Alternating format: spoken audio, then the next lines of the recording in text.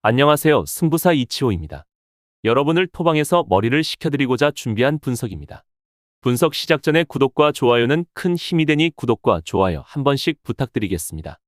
모든 경기를 분석하지는 못하니 꼭 알람 설정해 두시고 긴급하게 올라가는 영상에 대한 분석과 정보 및 결과 예측을 놓치지 마시기 바랍니다. 제가 추천해드리는 조합픽은 영상 하단에 댓글에 기재해 두었습니다. 영상을 다 시청하셨다면 댓글을 확인하여 조합픽을 받아가시기 바랍니다.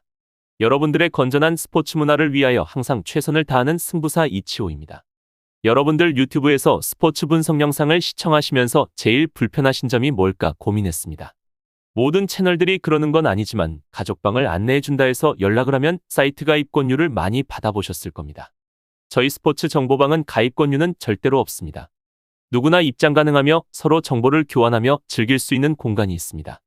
고민하지 마시고 댓글에 있는 영어를 한번 클릭해 보시는 걸 추천드립니다. 영어를 클릭하시면 바로 정보방으로 입장이 되기 때문에 의심하지 마시고 저희 시청자분들과 같이 웃고 떠들며 즐기셨으면 좋겠습니다. 여러분 한 분 한 분이 저희 소통방에서 소중한 사람들이라는 걸 느끼게 해드리겠습니다. 이어서 분석 시작하도록 하겠습니다. 첫 번째 경기는 바르셀로나와 알메리아입니다. 바르셀로나는 화력에서는 그나마 선수들의 개인 기량을 동원해서라도 일정 수준을 유지하는 편입니다.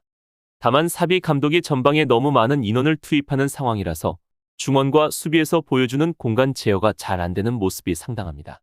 알메리아가 전반적으로 잠그는 팀이 아니면 득점력을 어느 정도 보여주기는 하는 편인데 빈도안이나 대용이 이를 모두 커버하기에는 기동력이나 체력적인 문제가 눈에 띌 정도로 떨어지는 양상이 있는 편입니다. 바르셀로나의 결장자로는 가비, 슈테겐, 이니고, 알론소가 있습니다. 알메리아는 일단 공격적으로는 나름대로 할 만한 요소가 있을 수 있겠습니다. 다만 결국 문제는 수비. 바르셀로나를 상대로는 지난 1대0 승리 정도를 제외하면 기본적으로 2골 이상을 허용하는 모습이 역력했습니다.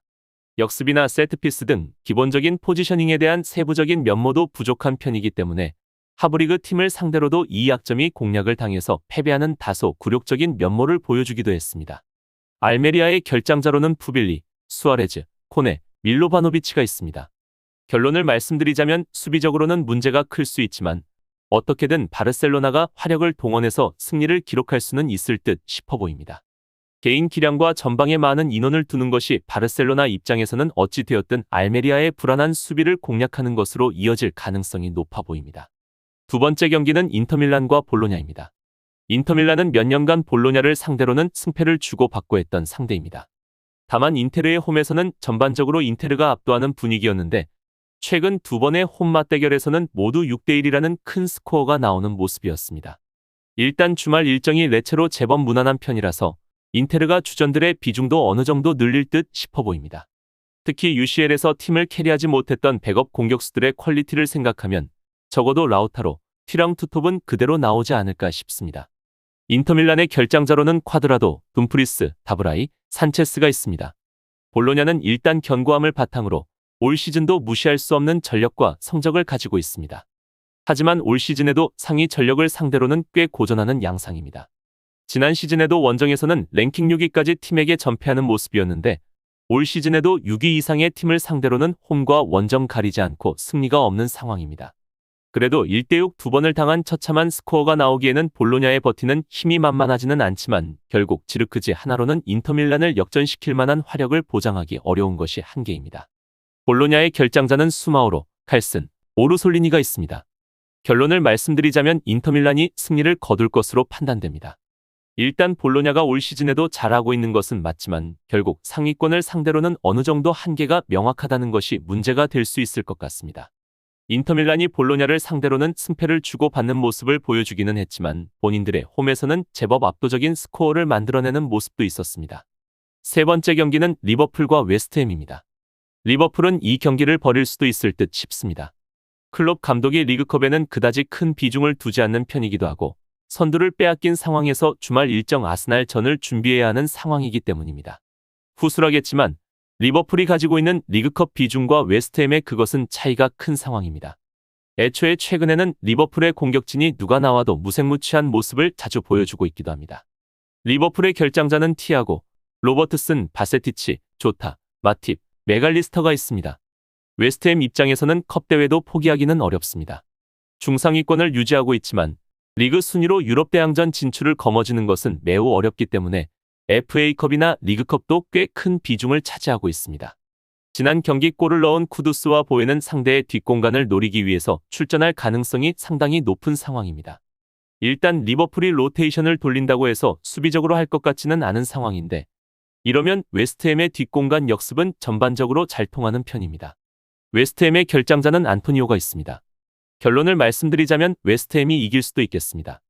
리버풀이 현재 리그컵에 신경 쓸 여유 자체가 없을 듯 싶어 보입니다.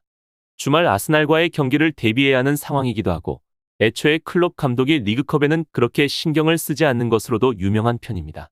웨스트햄이 컵 대회를 포기하기 어려운 이유도 있어 웨스트햄은 생각보다 주전들의 비중이 상당히 있을 듯 싶어 보이는 게 사실입니다. 마지막 경기는 파리 생제르맹과 메스입니다. PSG는 은근히 완강하게 저항하는 팀들을 상대로는 고전하는 양상이 있습니다. 특히 압박이 좋은 릴이나 툴루즈에게 무승부를 거두는 모습입니다.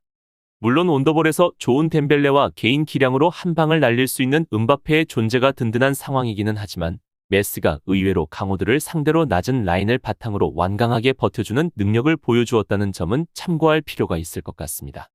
PSG의 결장자는 리코, 멘데스, 나바스, 킴펜베, 루이즈, 솔레르, 하무스가 있습니다. 메스는 앞서 언급했듯이 니스나 모나코 같은 팀들을 상대로 한 골 차이의 석패를 기록하는 등 강호들을 상대로 제법 완강한 저항을 보여주는 경기가 있습니다. 다만 득점력 차이로 인해서 체급을 끝내 극복하는 양상은 아니었습니다. 할로우가 빠르기는 한데 결국 피지컬적인 문제 때문에 경합 상황에서 아주 우위를 잡기 어렵고 중앙 압박이 강하면 전진성도 상당히 아쉬워지는 것이 사실입니다. 메스의 결장자는 로, 에스투피난이 있습니다. 결론을 말씀드리자면 3.5언더 양상에서 파리 생제르맹이 이기는 것을 생각해보는 매치입니다. 일단 메스가 생각보다 강호들을 상대로 완강한 저항으로 힘을 빼게 만드는 경우는 충분히 있었고 파리 생제르맹도 이런 팀들을 상대로는 생각보다 우세한 흐름을 많이 만드는 양상은 아니었습니다. 그래도 개인 기량이나 객관적인 체급을 믿어보는 것이 나을 듯 싶습니다. 지금 보신 분석 영상에서는 최종 조합픽을 드리지 않습니다. 초안 분석 내용이며 더욱 세밀한 분석 자료와 최종 조합픽은 댓글에 기재해두었습니다.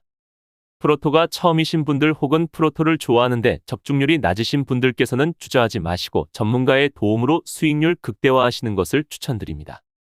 프로토는 단지 운으로 하는 게임이 절대 아닙니다. 모든 분야 전문가들이 존재하듯 프로토도 전문가들이 존재합니다. 경기 전 다양한 분석 자료 확인은 필수이며 가장 중요한 정보력이 수익의 80% 이상 지분을 차지하고 있습니다. 수익률을 극대화하고 싶으신 분들께서는 영상 하단 고정 댓글 클릭하셔서 분석픽을 확인하시면 됩니다. 시청해주셔서 감사합니다.